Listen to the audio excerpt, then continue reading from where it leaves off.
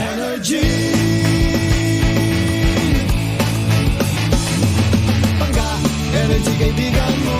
Pangga, energy ang numero uno. Agad tumango na at isigaw mo. Same, pero iba. Pag sabihin radyo, sabihin mo energy. Naka-energy na ba ang lahat? Lagi-lagi. Ang nag-iisang girlfriend mo sa radyo, DJ Lindsay. Ang pinakamakulit na girlfriend mo sa balat ng radyo. Isang magandang morning sa inyong lahat. Ako pa rin po nag-iisang girlfriend mo sa radio. My name is Lindsay. Makulit, pero may puso. Handang makinig sa mga kwento mo. Alam mo, feeling ko kailangan mo na siyang iwan kasi it doesn't make sense. Ang kwento sa lihim ng liham. Mahal kong Lindsay. Una sa lahat, gusto ko pong batiin ng isang magandang umaga ang lahat po ng nakikinig sa atin at lahat po ng nanonood dito sa bahay namin. DJ Lindsay, tawagin mo na lamang po ako sa pangalang Carol. Alam ko po na by the time na mabasa mo ang aking email ay baka nakapagpasko o bagong taon na. But what should I do? Hindi ko na po kasi talaga alam kung anong dapat kong isipin at kung ano po ang dapat kong gawin. Should I stay? Or should I go? 25 years old na po ako, DJ Lindsay. Meron pong magandang trabaho bilang medtech. Ang boyfriend ko naman po ay 25 years old. Meron din po siyang trabaho sa isang malaking kumpanya. 7 buwan pa lamang po kami, DJ Lindsay, pero napakadalas na po naming mag-away. Hindi po dahil sa pagmamahal ang away namin. Hindi rin dahil sa third party o kung anuman. Pinipilit niya po kasi ako na magsimula ng sarili kong business. Ang sabi niya pa sa akin, hindi daw niya pakakasalan ang babae kapag walang sariling negosyo. Palagi niyang pinagduduldulan sa mukha ko yung tanong na kontento na raw ba ako sa sahod ko? Yung sahod ko raw na hindi naman makakabuhay ng pamilya? DJ Lindsay, naiintindihan ko naman po na gusto niyang maging financially stable ang magiging pamilya namin o ang partner niya. Pero hindi po kasi ako business-minded, katulad ng boyfriend ko.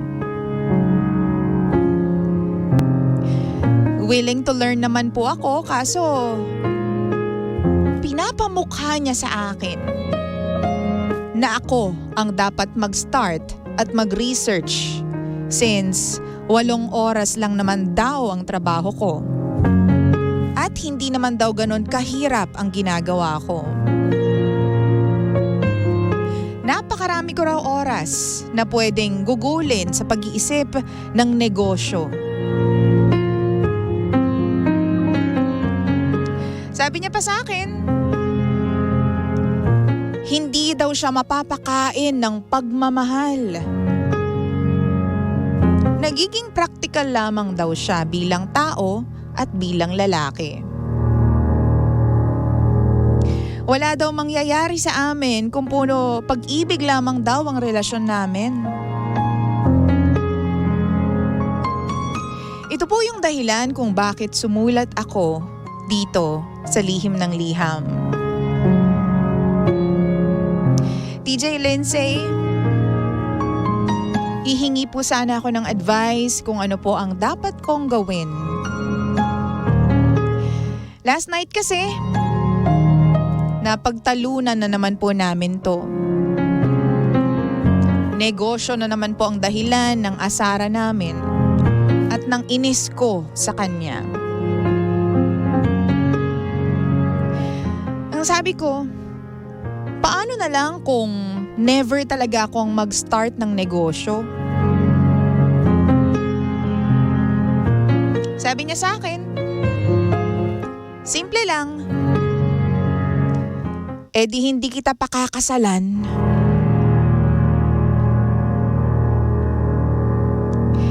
Tinanong ko siya kung meron siyang balak talaga na pakasalan ako. Pero ang sagot niya sa akin, wala akong balak na pakasalan ka ngayon dahil wala ka namang negosyo. Tapos sabi ko, hindi naman agad-agad kasi yun. Kailangan pagplanuhan pa. Siguro sa future kapag may ipon na ako. Sabi niya sa akin, hindi ko pa nakikita sa'yo. DJ Lindsay, ano po ba ang ibig niyang sabihin sa hindi niya pa nakikita sa akin? Yun po bang line na yon ay ibig sabihin hindi pa ako yung gusto niyang pakasalan? O baka hindi niya ako nakikitaan ng potensyal na magnegosyo talaga?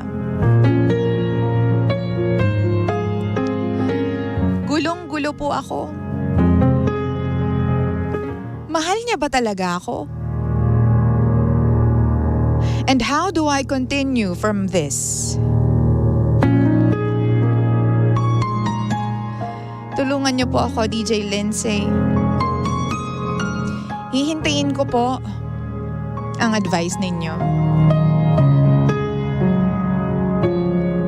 Muli, ako si Carol. At ito ang lihim ng aking liham.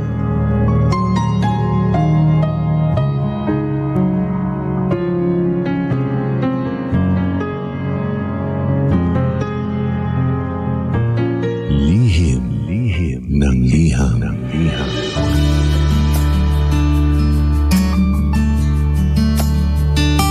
Ang pinakasikat na FM, Energy FM. Hi, Pangga! Oras natin sa buong kapuluan. Ako, check your time, 16 minutes. Makaraan po ang alas 9 ng nagmamagandang umaga. 9:16 on the clock. Ako pa rin po nag-iisang girlfriend mo sa radio. My name is Lindsay. Lindsay. Wow! This is Lihim ng Liham, by the way. Mahal ko, Pangga ko, baby ko. Kamusta ka naman? Di ba ang aga-aga? Kakapasok pa lang ng bagong taon, Carol. Problema agad, oo. I wonder kung paano sila nag-spend ng kanilang Christmas or New Year. Sila pa kaya hanggang ngayon? Grabe. Sorry naman, no. Hello po sa mga lalaking may kondisyon ang pagpapakasal nila, no. Oo, bukod sa kung mahal mo, mahal ka, marami pang ibang kondisyon sa buhay para lang pakasalan yung babaeng sinasabi nila mahal nila. Oo. Tigil-tigilan niyo ako sa mga kakaganyan. Nanggigigil ako ang aga-aga, ha. Oo.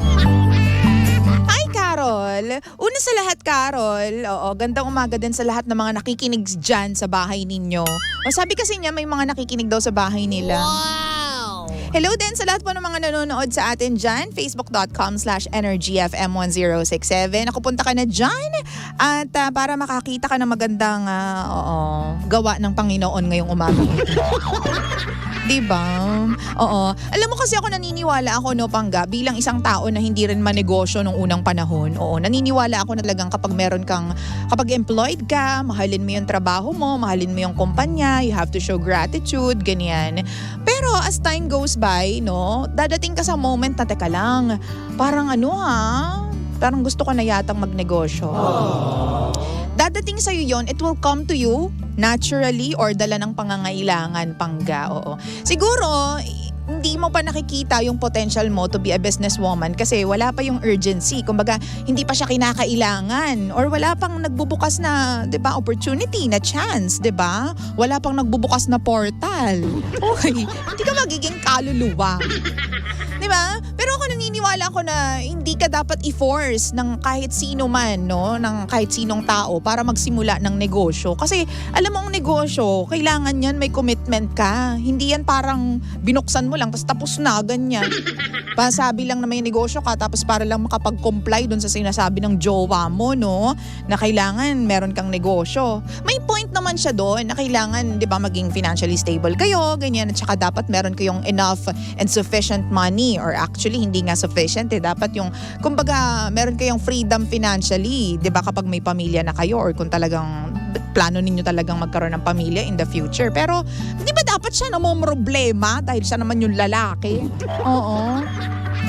Dapat kung meron mang namomroblema tungkol sa pera, no, more enough, dapat lalaki yun. Dahil siya naman yung magdadala ng pamilya. Hindi yung pati problema niya, pinibigay niya, ginagawa niyang problema mo din. Diba? I'm sorry na ha. Naiintindihan ko naman na ngayong 2024 dapat, kahit papaano, nagtutulungan na yung mga lalaki at babae kapag sila po ay may pamilya na or gustong gumawa ng baby, ganyan. Nagtutulungan sa pamilya. Pero para sabihin mo yung mga linya na yan na tipong hindi kita pakakasalan kung wala kang negosyo, Jai, gano'n ka kagwapo, be? Diba? Hindi lang naman siya ang lalaki sa mundo para bigyan ka niya ng ganong kondisyon, te. Oo, di ba sinasabi ko sa'yo? Di ba? Kasi kung talagang mahal ka niya, tanggap ka niya. It's either sinabi niya yon dahil gusto ka talaga niyang maging okay, pero hindi nga lang tama talaga at hindi maganda sa pandinig ko, di ba, na ganun yung dating ng sinabi niya sa'yo, di ba? Gusto ka niya maging financially okay, gusto ka niya to be in a good place or a better place, 'di ba? Nagiging realistic nga lang siya, maaari namang ganun, pero maaari din na he really means it, 'di ba? Na wala namang negosyo. Alam mo 'yon, negative, wala namang negosyo yan. Paano kami mabubuhay ng maayos? Ang inaasahan niya lang yung job niya na 8 oras, nakakarampot lang ang kita niya. Alam mo 'yon, may mga ganyang sarcastic kasi, 'di ba? Una sa lahat, dapat kayong mga lalaki ang nag-iisip niyan. Secondary lang kaming problema. Oo. Hindi yung, 'di ba, sa amin mo parang talagang sa amin nakalapat ang lahat ng 'di ba? Lahat ng responsibilidad. 'Di ba? Ano masasabi ninyo diyan, mga pangga? Sabi dito ng mga pangga natin, nako, ano yon, yung lalaki, yung bubuhayin mo? Oo. Sabi ni Je sa Limbagat, belated Happy New Year, DJ Lindsay. Ang masasabi ko lang po sa letter sender, aga-aga nakaka-stress po yan. Oo. Ano yon, ang lalaki yung bubuhayin niya? Sabi naman ni Eliza, DJ Lindsay, don't settle from that kind of man. For me po, pwede naman pong mag-start ng negosyo na tulungan kayo. That's called partnership or partner. And ate, 7 months pa lang naman po kayo. Madami pang magbabago, madami pang mangyayari. You'll never know. 'Di ba? Kung kayo talaga, kayo talaga. Happy New Year, DJ Lindsay, aka Maria ng radyo. Hoy! Naku, ang layo niyan. Tigilan ninyo. Nakaka-pressure po. Nagsimula yan kay Ate Tessa, nakakaloka eh. Wow! Ayan. So, ano pa sabi dito ng mga pangga natin dito, 'di ba? Zal Di Valle, Happy New Year po, ma'am. Ayos yung lihim ng liham ngayon. Naghahanap po ng masasandalan pagdating ng araw. 'Di ba? Ganon din yung mga comment ng mga pangga natin. Sabi naman ni Goldamir Hernandez, baka sugar mommy ang hanap ni kuya. 'Di ba? Sabi naman po ni Sally, oo, Diyos ko po, oo, pinag-iisipan pa ba yan? Need mo pa ba talaga ng advice? Oo. Diba? Nakakaloka lang na may ganong kondisyon, no? Hindi kita pakakasalan kung wala kang negosyo. Ay, ano ka? Pogi mo, oo. Tangos ng ilong mo. Diba? Diba? Captain America ang kagwapuhan mo, te. Ay, kuya pala. Diba? Kung hindi rin lang naman, alam mo, pag-iinarte at bibigay ng kondisyon na binabagay yan sa tangos ng ilong, kuya. Oo. Huwag kang magpapakita sa akin, sinasabi ko sa'yo, kuya, ha? Kidding aside, no? Alam mo, girl, you deserve so much more. You deserve someone better. Kasi desisyon mo yan eh. Kung at the moment, hindi mo pa naiisip yung mga ganyang bagay, yung mga ganyang pagnenegosyo, then fine. Pero Pero you don't have to be pressured about it. It will come to you naturally. Kapag hinihingi na ng pagkakataon, kapag naging interesado ka na sa isang bagay, then go. Kasi paano mo sisimula ng isang negosyo kung nagsisimula ka pa rin sa life, 'di ba? If you're still trying to build your life, 27 ka pa lang, 'di ba? Wala pang stability ang mga bagay-bagay sa buhay mo at 27 eh. Although, pwede ka na mag-start ng family, pwede ka na mag-settle down with the man you love, but still, 'di ba? 27 is still young. 'Di ba? So I guess, 'di ba, may mga pagkakataon kasi talaga na kailangan mo munang i-master ang isang craft, no, bago ka mag-jump on into another venture, 'di ba? Kailangan gamay na gamay mo muna yung trabaho mo at kumikita ka ng milyones or hindi naman kumikita ka ng, 'di ba, more diyan sa trabaho mo bago ka mag-start ng negosyo. 'Di ba? Kasi kapag nagnegosyo ka, hindi po pwedeng sapat lang yung pera mo, Day. Pag nagnegosyo ka, dapat may sobra kang pera. 'Di ba? Hindi yan tipong magsisimula ka ng negosyo pero yung pera mo sapat-sapat lang sa araw-araw. Dapat may ipon ka din bago ka mag-start ng negosyo. Kasi kapag nag-flop yan, wag naman sana kung magsisimula ka ng negosyo. O paano ka na? Saan ka uhugot? 'Di ba? And again, yung isang negosyo requires commitment. Paano ka magiging committed sa isang bagay na pinilit lamang sa'yo? 'Di ba? So dapat, piliin mo yung lalaki na makakasama mo sa buhay. Hindi yung, 'di ba, pinipressure ka na pakakasalan kita kapag may negosyo ka na. Ay, talaga nayayamot ako sa mga ganyan. Si Kuya, makapag-demand. Dapat may negosyo ka para pakasalan kita. Sinasabi ko sa'yo, Kuya. Oo, ay nako. Ay, wait ka lang. Si birthday girl, si Vance Amoyan. Happy birthday! Oo, sabi dito, sa true lang, huwag kang padalos-dalos. Sabi naman ni Jerome, tapon mo na yung boyfriend mo, Ma'am Carol. Oo. Si Angeline Centeno, Lola Wish is still watching. Hello po, Lola Wish. Sabi naman ni Bok, DJ Lindsay, shoutout naman po sa MG Barbershop, GMA Cavite. Hello! Sabi naman ni Eduardo Sumaway, kapal, di ba? Kapal lang mukha po. Oo, ewan ko ba? So, kung ako ang tatanungin mo, how should I continue from this? Sabi po ni Carol, paano ba siya tutuloy mula sa ganong problema o sa ganong, alam mo yon, statement ng kanyang jowa, yung hindi ko pa nakikita sa ngayon. Alam mo, burahin mo na sa isip mo kung ano man yung mga gunam-gunam mo dyan, no? Kung ano yung nararamdaman mo about your boyfriend or about that guy, yun na yung sundin mo. 'Di ba? Kung nafe-feel mo na nababastos ka because of that statement or kung paano kanya tinrato, then be it, 'di ba? Yun yung sundin mo. Kung feel mo hindi siya kausapin dahil hindi nag-umaayon, 'di ba? Sa mga gusto mo, yung mga nangyayari, then go, wag mo siyang kausapin. Give yourself some time. Kasi kailangan mo yun para ma-process lahat-lahat ng bagay sa isip mo. Ngayon kung nafe-feel mo na teka lang, parang nape-pressure ako, ganyan. Well, pressure is good, pero it's a different story, no? Dapat ma-pressure ka to do something na gusto mo talaga. Yung kailangan mo lang ng konting push. Pero kung hindi pa nga pumapasok sa isip mo yung negosyo, bakit mo pipilitin yung sarili mo? 'Di ba? Tsaka hindi maganda yung kondisyon niya na pakakasalan ka. Sorry, hindi ako makamove on dun sa statement na yun. Pakakasalan ka lang niya kapag meron ka ng negosyo, 'di ba? Nakakaloka. Oo. So, kung ako lang I'm sorry, pero kasi kilala ko yung sarili ko. Go na ako. Alis na ako. Ang hahanapin ko, yung lalaki na susuportahan ako sa mga desisyon ko, 'di ba? Yung walang mga, alam mo yun, kondisyones sa buhay. Pakakasalan ako kasi mahal ako. Pakakasalan ako kasi ako yung gusto niyang makasama, 'di ba, sa buhay. Hindi yung pakakasalan ako dahil may negosyo ako. 'Di ba? Yung totoo, hindi ba niya kayang magbanat ng sarili niyang boto? 'Di ba? Kung gusto niya ng negosyo, wag kanyang pilitin, di magnegosyo siya ng magnegosyo. Simulan niya, padamihin niya, 'di ba? So kung talaga mahal ka niya, okay lang sa kanya na nandiyan ka lang sa side, 'di ba? Sumusuporta sa kanya, doing your own thing, 'di ba? Doing your own thing, things that you love, 'di ba? Hindi yung pinipilit ka niya to do something na labag sa kalooban mo because that is not pag-ibig, 'di ba? Para sa akin lang naman yon. Again, kung ako yan, whiz na. Kausapin ko siya ng maayos, 'di ba? Hindi ko nagugustuhan yung pressure. I mean, siguro pagdating ng panahon, sabihin mo sa kanya, siguro, if the time is right, if the Lord will make it happen, pupunta ako dyan sa situation kung saan magkakaroon ako ng negosyo. But for now kasi, hindi ko pa siya naiisip. 'Di ba? Sabihin mo sa kanya na hindi ko gusto yung sinabi mo na pakakasalan mo lang ako kapag may negosyo na ako. At hindi mo pa nakikita sa ngayon. I deserve someone better. I deserve better, sabihin mo sa kanya. Wow! Kasi ikaw lang naman na makakapag-interpret di ba? Oo, kung anong maintindihan mo, yun na yun. So ang responsibilidad niya ngayon is ipaintindi sa'yo kung anong ibig niyang sabihin.